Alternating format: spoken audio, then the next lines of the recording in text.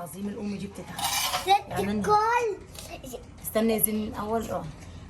يعني انا جايه تامر جايبني امبارح تعبانه وجايبه علاج وداخله البيت الساعه 1 بالليل ماشي، وقمت علشان ولادي عملت الاكل برضو. والله الام دي بتتعب قسما بالله. بقالي ساعه نادي على الاساتذه ولادي مفيش فايده، محدش فيهم راضي يرد عليا. يا ست الكل نعم اتعبيش يا قلب ماما. نفسك، خليش الكلاب يردوا عليكي. كلاب انا مش هتجيني. ساعدك عيلة. انت اللي هتساعدني. خليهم قلبي. كده كلاب كده بقى. خليهم هما الكلاب. هما مش بيسمعوا كلامي يا زين وانا زعلانه، يعني هما شايفيني تعبانه. ينفع يا زين؟ لا ينفع؟ ها؟ سيبي كده. والله يا جماعه بصوا فعلا الصحه مفيش بعدها، ولا ابنك بينفعك ولا بنتك بتنفعك ولا حد في الدنيا هينفعك غير صحتك.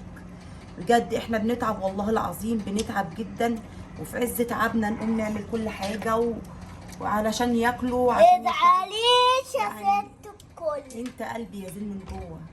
ده بقى يعني ثمرة حياتي، احلى ثمرة في حياتي زين دوت. ربنا يبارك لي فيه يا رب، ويبارك لي برضو في اخواته ويهديهم بحق جه النبي.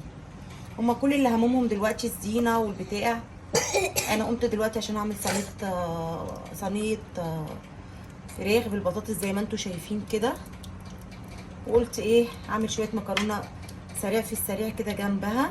هم عايزين ان محمره الشعريه وعامله كل حاجه، بس هم عايزين ايه ياكلوا جنبها مكرونه زي ما انتوا شايفين كده. هعملها في ثانيه، ما خدتش معايا وقت، بس ان انا انادي على ابني او بنتي يقفوا يساعدوني ومحدش فيهم يعبرني دي مزعلاني طبعا.